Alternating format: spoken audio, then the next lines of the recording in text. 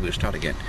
When you've got something like a Tribulum, and this is a replica we've made of a Mediterranean Tribulum. You'll find ones like this throughout the Mediterranean zone. This has got large flints, few of them in it, and other ones have many flints, lots and lots of them stuck in the floor, or even just bits of stone.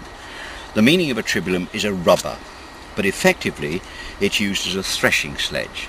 And the idea behind it is that you lay the product from the harvest in a circular area, or an area, which the word area comes from, and then you drag this thing either with a mule or a horse, or even humans could actually pull a threshing sledge round and round and round. And the idea is that it actually rubs the seed out of the ears and it chops the straw up into chaff. Now that's fine. The distribution of these things is always argued to be Mediterranean. You find them throughout the Mediterranean zone, from Syria in the east right the way across to Spain and Portugal in the west, and North Africa and Morocco. That's okay up to a point, but when we start to think about the Roman Empire and the idea of the expansion of Mediterranean ideas, if we think about England as being the most unlikely place to find a Tribulum, then you're looking at the problem of Roman veterans from the army being pensioned off and being given good land. At the end of the day, they're going to bring in the technology with which they're most comfortable. And in order to carry out the harvesting process, it's not unreasonable to think of a Mediterranean legionary, retired, maybe around Colchester, in one of the coloniae set up there, making himself a Tribulum.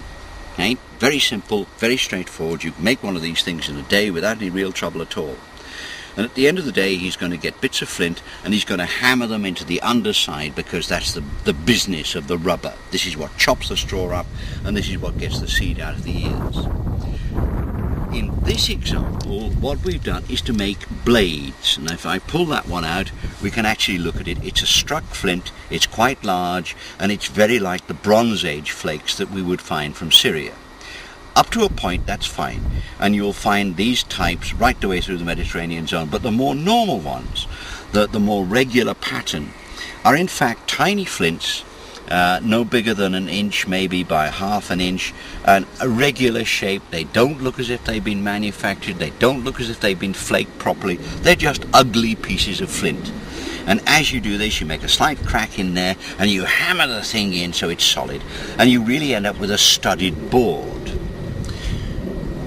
If we are going to find these things, or their presence, in northwest Europe, along with the Roman army and the veterans being settled as farmers, then what we've got to look for are these irregular, almost unrecognizable as tools, bits of flint. And then we've got to analyze the surfaces of those bits of flint to see if there are the presence of phytoliths upon them. But currently, if you were excavating a site and you found an odd little bit of flint, which would be perfect in the bottom of one of these things if you knew about it, you would discard it as being nothing. An unworked, unused bit of flint. Just happens to be there, it's been smashed up by the natural processes, and then of course by modern farming, and it's a nothing. But it could well be the only evidence that we're going to find for the presence or absence of a Tribulum in the far northwest. The alternative comes, and this is where the argument really begins, is from the study of phytoliths, from storage units like pits and granaries and storage places within Roman farmsteads, for the sake of argument, where the phytoliths argue for them having been cut by a Tribulum rather than by any other harvesting process.